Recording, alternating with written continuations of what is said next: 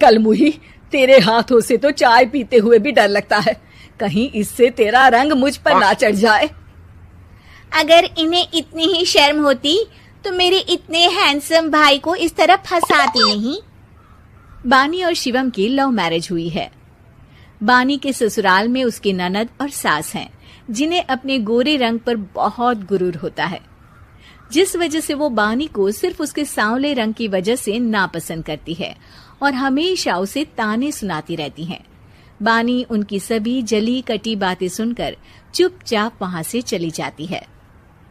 तुम माँ और छोटी को कुछ बोलती क्यों नहीं? मम्मी जी बड़ी हैं, हर छुटकी ना समझ, इस तरह उन्हें उल्टा जवाब देना सही नहीं। मेरी जिम्मेदारी उनकी सेवा करना है, जो मैं पूरे दिल से हमेशा करती रहूंगी।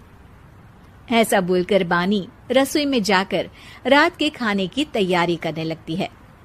रात को खाना खाते हुए बानी की सास उसे कहती है, कल मैंने अपनी फ्रेंड्स के साथ किटी पार्टी रखी है, समय से सारा खाना बना देना और अपना मनहूस चेहरा लेकर ज्यादा उनके सामने मत आना, समझी? माँ, बानी आप दोनों की कितनी परवाह करती है, फिर भी आप उससे इतना बुरा व्यवहार क्यों करती हैं? अरे एक तो लव मैरिज करके इस कलमुही को हमारे सर पर लाकर बिठा दिया और अब हम इसे कुछ बोल भी नहीं सकते क्या? भैया तो इनकी तरफदारी करेंगे ही, आखिर इन्होंने पूरी तरह उन्हें अपने वश में जो किया है। जिसे जो करना है करे, बस कल मेरा सारा काम समय पर हो जाना चाहिए।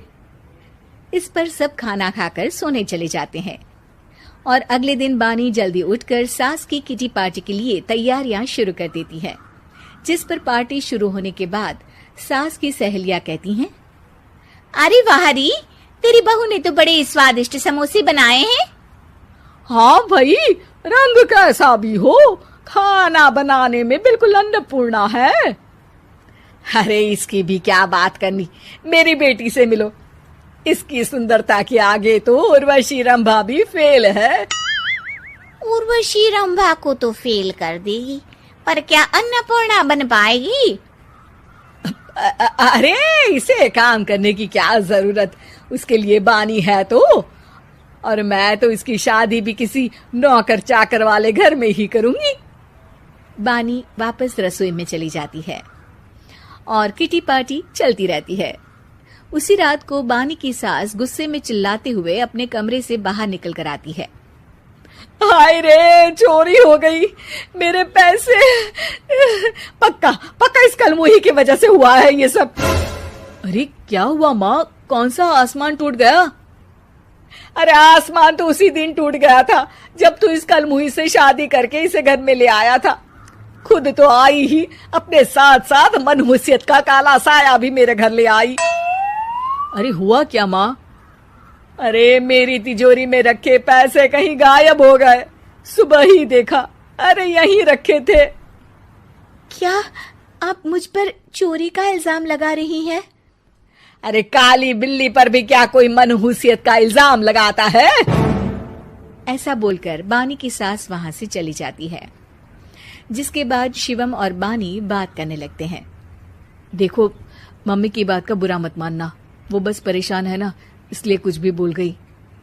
वो परेशान नहीं, मुझसे नफरत की वजह से ऐसा बोलकर गई हैं। उन्हें मैं हमेशा एक आंख नहीं सुहाती।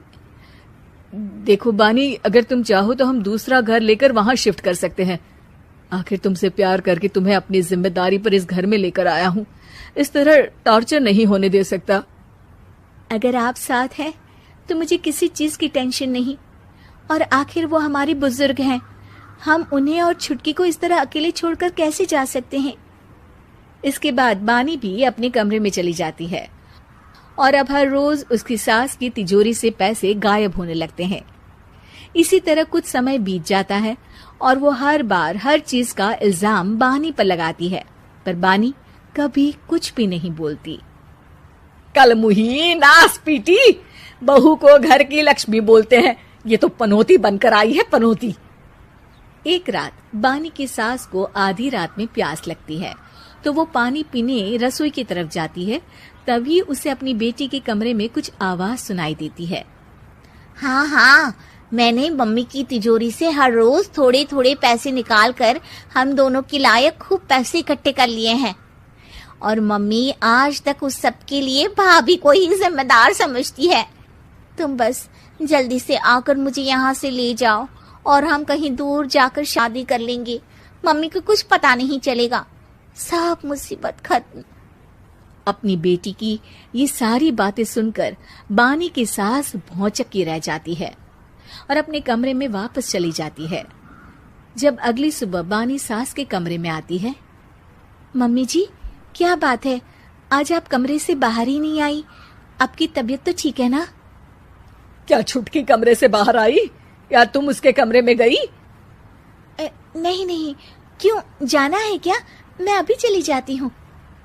नहीं, कोई कहीं नहीं जाएगा। इस पर वो बानी को साथ लेकर कमरे से बाहर आती है, जहाँ शिवम भी होता है। वहाँ उसकी सास बोलती है, छुटकी मेरी तिजोरी के सारे पैसे लेकर अपनी माँ के बारे में कोई ख्याल करे बिना किसी लड़के के साथ घर छोड़कर चली गई। और बहू, तुमने मुझ जैसी सास की सेवा करने के लिए अपने ही पति के साथ दूसरे घर जाने से मना कर दिया। मैंने हमेशा तुम्हारा रंग देखा अच्छा ही नहीं, जो मेरी सबसे बड़ी गलती है। मुझे माफ कर दे बेटा।